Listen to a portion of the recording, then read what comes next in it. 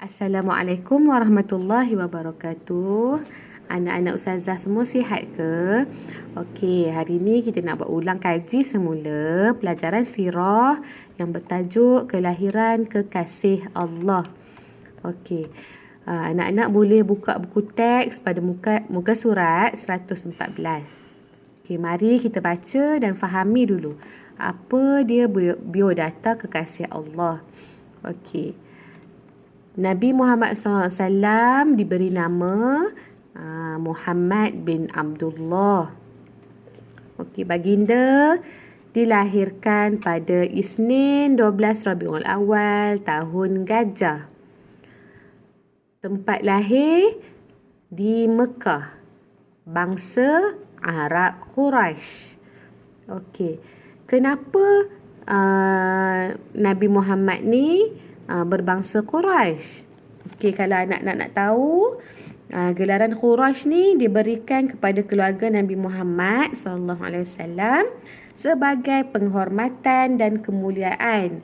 Okey, pada zaman tu Arab Quraisy ni merupakan golongan bangsawan lah yang sangat disegani dalam masyarakat jahiliah dulu. Okey, kita tengok pula salah silah Nabi Muhammad SAW.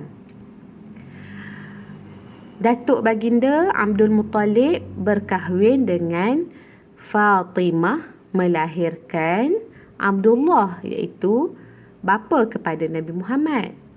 Okay, di sebelah ibu pula Wahab. Wahab ni datuk sebelah ibu Nabi ya. Wahab berkahwin dengan Barrah, melahirkan Aminah. Aminah ni nama ibu Nabi. Okey, apabila Abdullah dan Aminah berkahwin, maka lahirlah Nabi Muhammad sallallahu alaihi wasallam. Okey. Apakah peristiwa yang membuktikan kelahiran seorang nabi? Ada ya, peristiwa-peristiwa yang berlaku menunjukkan bahawa nabi nak lahir ni. Apakah peristiwanya? Okey, kita buka muka surat sebelah.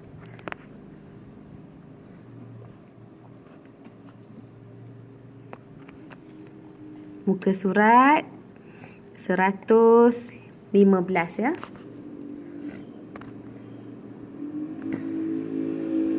Okey, mari kita baca kisah ini. Okey, kelahiran Nabi Muhammad SAW. Okey, berita kelahiran Nabi Muhammad SAW telah dinyatakan di dalam kitab-kitab terdahulu. Okey, sebelum kelahiran baginda lagi. Maksudnya, apa kitab yang diturunkan oleh Allah sebelum Al-Quran ni? Al-Quran diturunkan kepada Nabi Muhammad. Okey, kitab-kitab terdahulu contohnya kitab Taurat, kitab Injil dan juga kitab Zabur.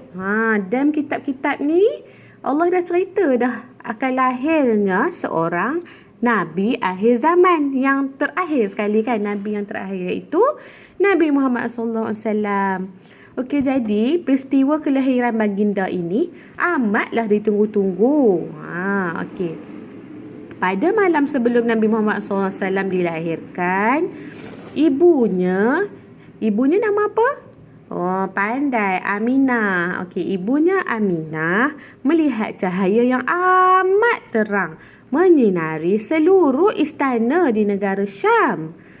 Mak Nabi nampak cahaya. Cahaya tu terang sangat menyinari seluruh istana di negara Syam.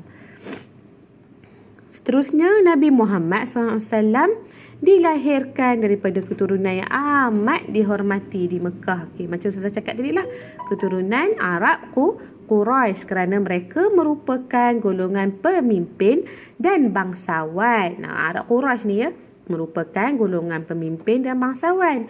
Mereka juga pemegang kunci Kaabah. Datuk Nabi tu ya, Abdul Muttalib tu, dia pegang kunci Kaabah. Kira bukan orang calang-calang lah, orang hebat-hebat kan.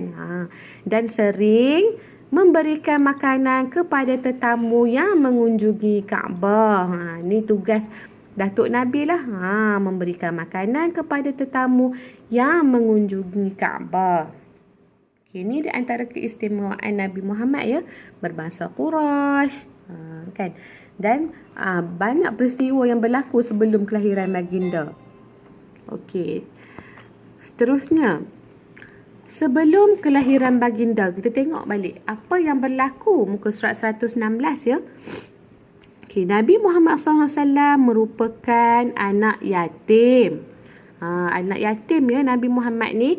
Bapanya meninggal dunia ketika baginda masih dalam kandungan. Ketika baginda berumur 2 bulan dalam kandungan ibunya, ayahnya dah meninggal. Okey, jadi dia lahir dalam keadaan yang tiada ayah. Ayahnya dah meninggal ya. Apabila dilahirkan, datuknya Abdul Muttalib membawa baginda ke Kaabah. Masa dilahirkan, datuknya Abdul Muttalib membawa baginda ke Kaabah dan menamakannya Muhammad. Jadi siapa yang bagi nama dekat Nabi ni? Pandai. Datuk Nabi, Abdul Muttalib. Okey, apa maksud Muhammad? Muhammad maksudnya yang terpuji. Okey. Nama itu tidak pernah digunakan dalam masyarakat Arab pada ketika itu. Okey, nama tu tak pernah orang ada lagi. Nabi Muhammad seorang-seorang je nama Muhammad. Maksudnya yang terpuji. Okey, siapa yang nama Muhammad dalam kelas kita ni?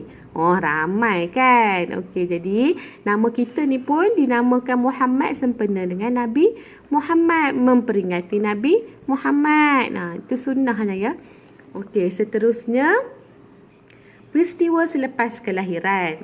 Sebagaimana adat masyarakat Arab, Nabi Muhammad juga dibesarkan di sebuah perkampungan bernama Bani Sa'ad. Nabi dibesarkan di perkampungan Bani Sa'ad. Di sana baginda disusukan oleh Halimatus Sa'diyah. Ataupun dikenal namanya yang sebenar ialah Halimah binti Abi Zu'aib. Okey. Selepas baginda dilahirkan, ibu kepada Nabi Muhammad menghantar Nabi Muhammad ke kampung, inilah yang ke perkampungan yang bernama Bani Sa'ad ni, untuk baginda disusukan oleh Halimatus Sa'diyah. Okey, kenapa ibu Nabi hantar Nabi ke sana? Kerana udara yang segar membantu tumbesaran Nabi Muhammad SAW dengan sihat. Okey, udara yang segar membantu kita menjadi lebih sihat, betul tak? Okey. Nabi Muhammad SAW merupakan kanak-kanak yang disayangi dan disenangi kerana akhlak baginda yang mulia. Keberkatan juga telah melimpahi kehidupan penduduk kampung sejak kedatangan Nabi Muhammad SAW. Okey, sejak Nabi datang ke kampung tu, binatang ternakan membiak dengan banyaknya. Tanaman-tanaman tumbuh subur. Jadi semua ni adalah keberkatan daripada Nabi Muhammad SAW. Okey, susu-susu pada kambing-kambing kan. Kambing-kambing, susu yang ada pada kambing pun semuanya banyak. Tu berkat Nabi Muhammad duduk kat situ. Okey. Okey, apa kepentingan penyusuan Nabi Muhammad SAW di perkampungan? Yang pertama, udara dan budaya hidup sihat. Okey, sihat tubuh badan dan membantu jati diri. Maksudnya, bila udara segar, badan kita pun sihat dan membentuk jati diri. Membentuk jati diri ni maksudnya membentuk sifat-sifat yang mulia. Sebab orang kampung tak terdedah kan dengan benda-benda yang benda-benda yang memudaratkan lah. Okey.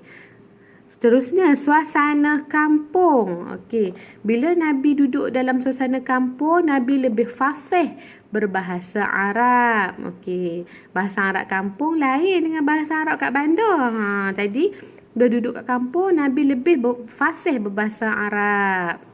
Okey. Seterusnya, buka muka surat sebelah. Muka surat 117.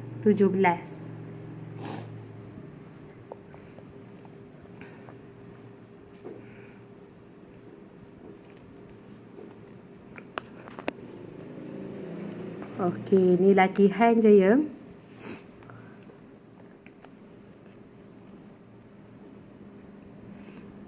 Okey, setakat tu dulu yang ustazah nak sentuh hari ni. Okey, anak-anak jangan lupa ya buat latihan yang ustazah sertakan. Okey, setakat itu dulu daripada ustazah. Assalamualaikum warahmatullahi wabarakatuh.